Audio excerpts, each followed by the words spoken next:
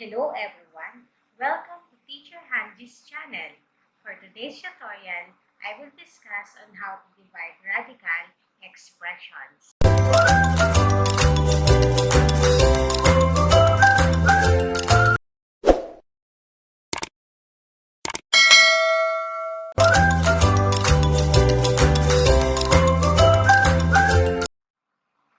We have here two ways in dividing radical expressions. The first one is if the radicals contain similar indices, while the second one is if the radical contains different indices. So dividing radical expression is just an extension of rationalizing the denominator.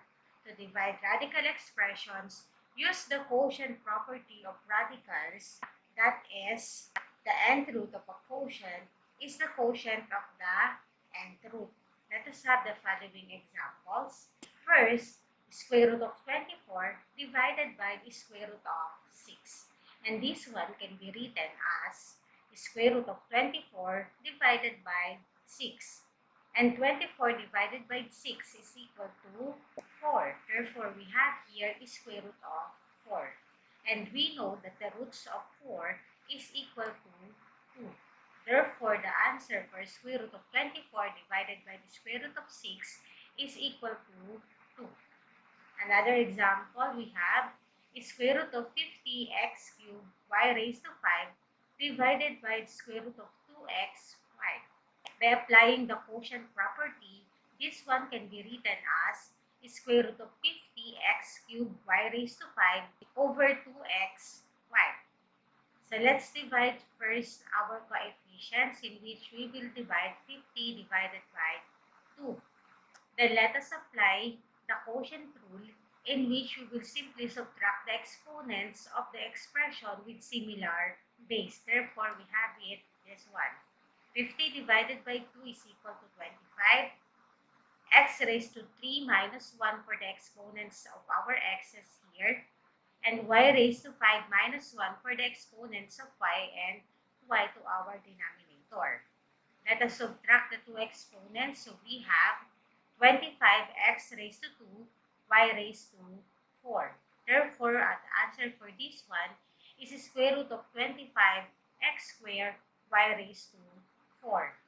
Let us simplify this one by getting the roots of 25, roots of x squared, and roots of y raised to 4. Therefore, the final answer will be 5xy squared. Next, let's have additional examples. Number 3, 18 square root of 2 over 3 square root of 3. So in our case, we can divide square root of 2 and square root of 3 since they are in simplest form and they are not divisible to one another. Therefore, let us just simply divide 18 by 3. Therefore, we have 6 square root of 2 over square root of 3. If you remember in my previous video, I told you that radical expressions can be in its simplest form if the denominator contains a radical. Therefore, to remove the radicals in our denominator, let us rationalize it by multiplying both numerator and denominator by square root of 3. Therefore, we will obtain here 6 square root of 6, in which 2 times 3 is equal to 6, and square root of 9, in which 3 times 3 is equal to 9. Now, let us get the roots of 9. So, we will obtain 6 square root of 6, in which square root of 6 is already in simplest form, over 3 for the roots of 9. And that will be our answer. Another example is square root of 20 squared over 5 cubed n cubed. So in this case, let us divide first the coefficients and apply the quotient rule, in which we will subtract the exponents with the same base. So we will have square root of 4 for 20 divided by 5 over square root of n.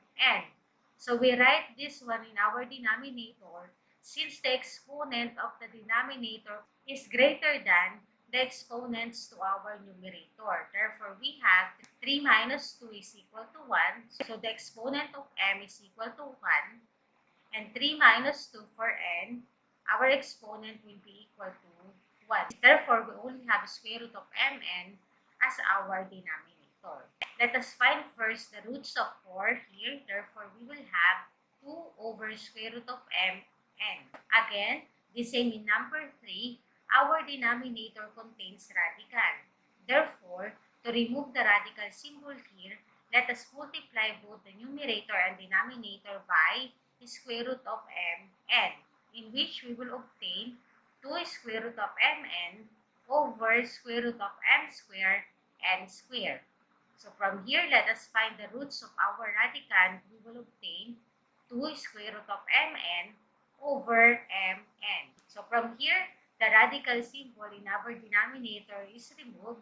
Therefore, that will be our final answer. So last example for this one, we have cube root of 24x cubed y raised to 5 over cube root of 3x raised to 4 y squared. So again, the same with our quotient property. This one can be written as the cube root of 24 y raised to 5 minus 2 over 3x raised to 4 minus 3. So from here, I already applied the quotient rule, in which I simply subtract the exponents of the expression with the same base. So from our y, we have 5 minus 2. I put it in our numerator since 5 is greater than 2. So from our denominator, we have x raised to 4 minus 3 from the exponents of x here and the x to our numerator. So I put it in our denominator since 4 is greater than 3. Now let us divide 24 divided by 3 and subtract the exponents, so we will obtain cube root of 8 y cubed over x. By applying the quotient rule, this one is the same with cube root of 2 cubes, in which 2 cubes is equal to 8 y raised to 3. So from our laws of radicals, if the index and the exponents are equals, then we will simply consider the base. Therefore, the answer will be 2y over cube root of x. Same with number 3 and number 4. Our denominator here contains radicals. Therefore, let us multiply both numerator and denominator by cube root of x squared, in which this one will be equal to 2y cube root of x squared over cube root of x cubed. So I put here x squared for us to obtain exponents that will be the same to our base. Simplifying our denominator, it will be equal to 2y cube root of x squared over x, and that will be the answer. So that is how we divide radical expressions with same indices. Let us move on with radical expressions if two radicals have different indices. This one is the same with multiplying radical expressions, in which we will transform the given radicals into fractional exponents or into exponential form. Second, we will change the fractional exponents into similar fractions by getting the least common denominators of the two given fractions. Third, we will divide the expressions by applying the quotient rule, then transform it back to radical form. Simplify the resulting radicand if necessary. So let us have the following examples. Number 1, I have here cube root of x squared divided by fifth root of x. So if you notice, our indices here are different, in which in our first expression, the index is equal to 3, while the second expression, the index is equal to 5. So if they have different indices, let us rewrite this one into its exponential form, in which this one will be equal to x raised to 2/3 divided by x raised to 1/5. So again, we will make 2/3 and 1/5 a similar fractions by getting their LCD. So the LCD of this one is equal to 15. Therefore, we will have now x raised to 10 over 15 divided by x raised to 3 over 15.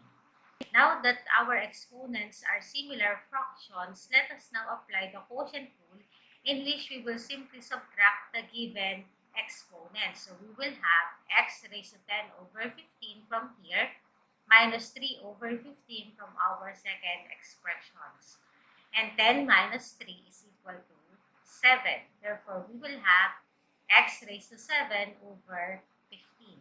From our third rule, we will transform it back into radical form. So therefore, we will have 15th root of x raised to 7, in which 15 now, as from our denominators, becomes the index, and the numerator becomes the exponent of our base. So that will be our answer. Another example, let's have cube root of x plus 1 square over square root of x plus 1. So our numerator contains index equal to 3 and the denominator contains index equal to 2. They have different indices, therefore, let us rewrite it into exponential form, the same as what we did in our first example. Therefore, we have x plus 1 raised to 2/3 over x plus 1 raised to 1/2. So let us have our second rule, in which we will make these fractions a similar by getting their least common denominator, which is equal to 6. Therefore, from 2/3 it becomes 4/6, and from 1/2 it becomes 3/6. So from here, let us now apply the quotient rule, in which we will simply subtract the exponent with the same base. Therefore, we will have quantity x plus 1 raised to 4, 6, minus 3, 6. And 4 minus 3 is equal to 1. Therefore, we have quantity x plus 1 raised to 1, 6. Now, let us transform it back into radical form. Therefore, we will have 6 root of x plus 1. No need to simplify this one since it is written now in simplest form. And that will be the answer. So that is how we divide radical expressions with same and different indices. Thank you for watching. See you again in my next video. Bye!